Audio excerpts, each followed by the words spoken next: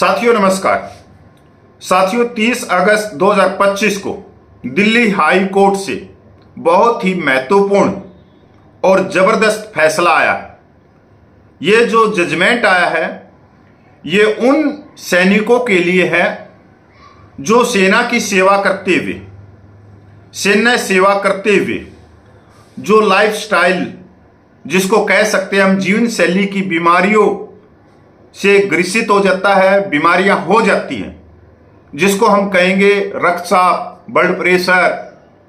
तो ऐसी कंडीशन में क्या होता है कि जब वो रिटायरमेंट आता है उसकी आरंभी तो होती है और उसको जो विकलांगता की जो परसेंटेज है वो भी मिलती है 20%, 30%, पर उसको पेंशन नहीं मिलती। एक तो होती है एट्रीब्यूटेबल सर्विस, एक होती है नॉट एग्रीवेटेड सर्विस। तो उसको नॉट एग्रीवेटेड सर्विस करके उसको पेंशन नहीं मिलता।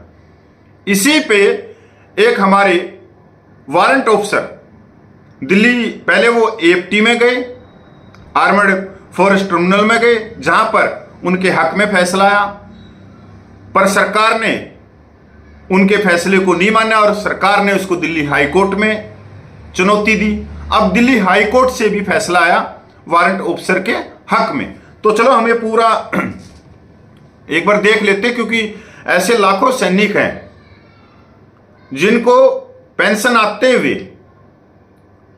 परसेंटेज तो मिली डिसेबिलिटी की और डिसेबिलिटी से आउट भी किया गया, पर पेंशन नहीं लगी उनकी क्योंकि वो नॉट एग्रीवेटेड थे।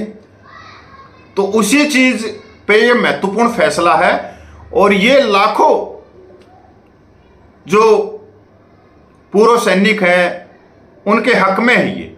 अगर उनको भी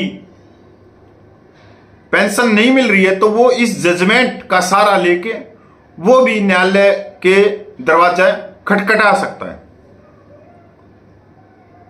दिल्ली उच्च न्यायालय सैन्य सेवा के कारण विकलांगता नियोक्ता पर खंडन करने का भार।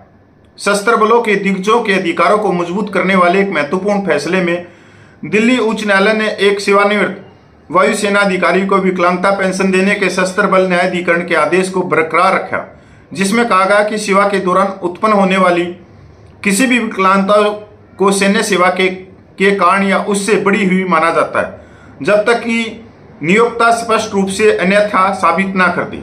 न्यायमूर्ति सी हरिशंकर और न्यायमूर्ति ओम प्रकाश शुक्ला की खंडपीठ ने फैसला सुनाया कि लगभग 4 दशकों की सेवा के बाद निदान किए गए प्राथमिक उच्च रक्तचाप को केवल इसलिए गैर सेवा संबंधी नहीं माना जा सकता क्योंकि इसकी शुरुआत शांति केंद्र से हुई थी। न्यायालय ने दोहराया कि इस तरह की धारणा को गलत साबित करने का दायित्व पूरी तरह से नियोक्ता पर है।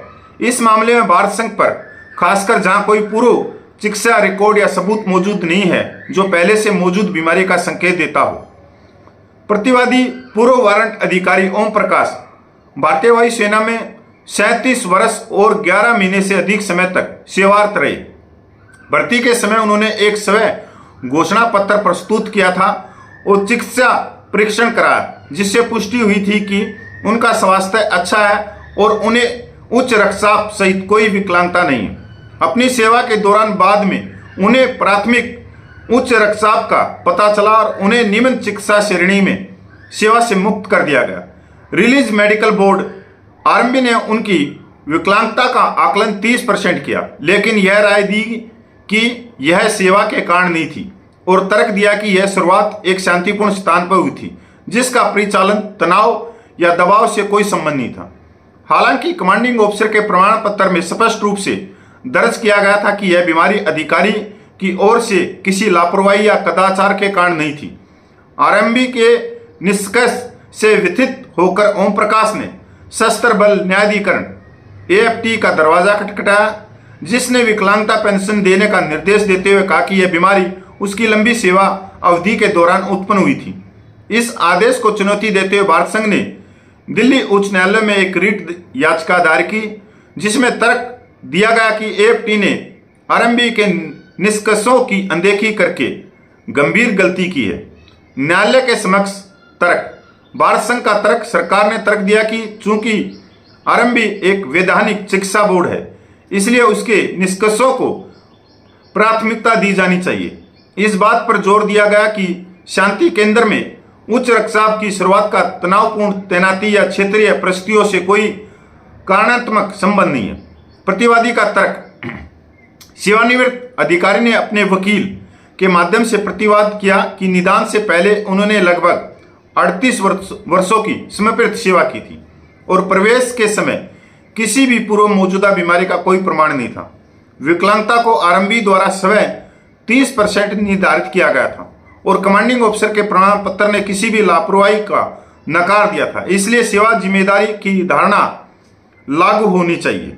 उच्च न्यायालय ने प्रतिवादी का पक्ष लेते हुए कहा, प्रवेश के समय स्वास्थ्य की धारणा सशस्त्र बलों को किसी सदस्य की सेवा में प्रवेश के समय स्वस्थ माना जाता है जब तक कि उस स्तर पर कोई विकलांगता दर्ज न की गई हो। ओम प्रकाश के मामले में ऐसी कोई विकलांगता दर्ज नहीं की गई थी। नियोक्ता पर भार, सेवा के दौरान विकलांगता उत्पन्न होने पर नियोक्ता पर यह साबित करने का भार आ जाता है कि यह सेवा के कारण नहीं थी या सेवा के कारण नहीं बढ़ी थी। आरएमबी का यह अवलोकन कि उच्च रक्तचाप एक शांति केंद्र पर शुरू हुआ अपर्याप्त पाया गया क्योंकि इसमें इस स्थिति का कोई समांतर या वैकल्पिक कारण नहीं बताया गया था। कमांडिंग ऑफिसर का प्रमाणीकरण, यह प्रमाणीकरण की विकलांगता लापरवाही या कदाचार के कारण नहीं थी, प्रतिवादी के पक्ष में धारणा को मजबूत करता है। विकलांगता पेंशन की लाभकारी प्रवक्ति विजेंद्र सिंह बनाम बार संघ मामले में सर्वोच्च न्यायालय के फैसले का हवाला देते हुए पीठ ने दोहराया कि विकलांगता पेंशन प्रावधान लाभकारी कानून है और इन्हें सैनिक के पक्ष में उदारतापूर्वक व्याख्यायित किया जाना चाहिए। न्यायालय ने इस बात पर जोर दिया कि सेवा और बीमारी के बीच कारणात्मक संबंध को साबित करना सैनिक का काम नहीं है बल्कि राज्य का काम है। वह ठोस कारणों से इसे गलत साबित करे। पीठ ने निष्कर्ष निकाला कि एएफटी ने प्रतिवादी को विकलांगता पेंशन प्रदान करने में कोई कानूनी त्रुटि नहीं की है। न्यायाधिकरण के आदेश को बरकरार रखते हुए भारत संघ द्वारा दायर रीट खारिज कर दी गई। विकलांगता पेंशन एक लाभकारी प्रावधान है और इसकी व्याख्या सैनिक के पक्ष में की जानी चाहिए। नियोक्ता पेंशन संबंधी लाभों से इनकार करने के लिए मेडिकल बोर्ड अस्पष्ट टिप्पणियों पर भरोसा नहीं कर सकता, खासकर जब बीमारी का कोई पूर्व रिकॉर्ड मौजूद न हो, अदालत ने कहा। साथियों, अदालत ने वारंट ऑफिसर के हक में यह फैसला सुना दिया और यह भी साथ ही साथ में उन्होंने एक बड़ी टिप्पणी भी की है। विकलांगता पेंशन एक लाभकारी प्रावधान है और इसकी व्याख्या सैनिक के पक्ष में की जानी चाहिए। नियोक्ता पेंशन संबंधी लाभों से इनकार करने के लिए मेडिकल बोर्ड की अस्पष्ट टिप्पणियों पर भरोसा नहीं कर सकता, खासकर जब बीमारी का कोई पूर्व रिकॉर्ड मौजूद न हो, अदालत ने कहा। साथियों, मैं पूर्व सैनिक कपिल फौजी।